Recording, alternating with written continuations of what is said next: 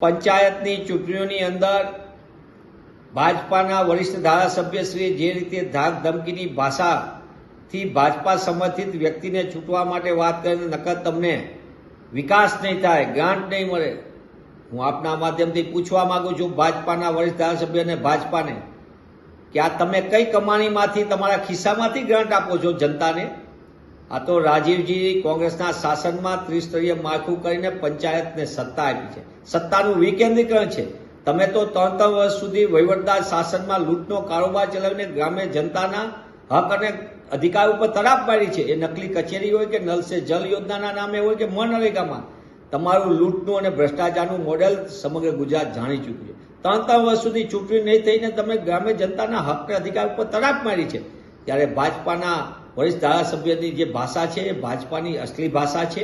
ડર, ધાક, ધમકી, ગુંડાગીરી અને એનકેન પ્રકારે સત્તા મેળવી લેવી, સત્તા હડપી લેવી, આ કોઈ પણ સંજોગોમાં ચાલે નહીં. હું આપના માધ્યમથી સ્પષ્ટપણે કહેવા માંગુ છું કે પંચાયતની ચૂંટણીમાં ગામના લોકો સંપૂર્ણપણે પોતાના ગામના વિકાસ માટે યોગ્ય વ્યક્તિને છૂટે અને ગામના સર્વાંગી વિકાસ માટે સારા વ્યક્તિને છૂટે અને એમાં કોઈ પણ પ્રકારના ડર અને ભયના વાતાવરણમાંથી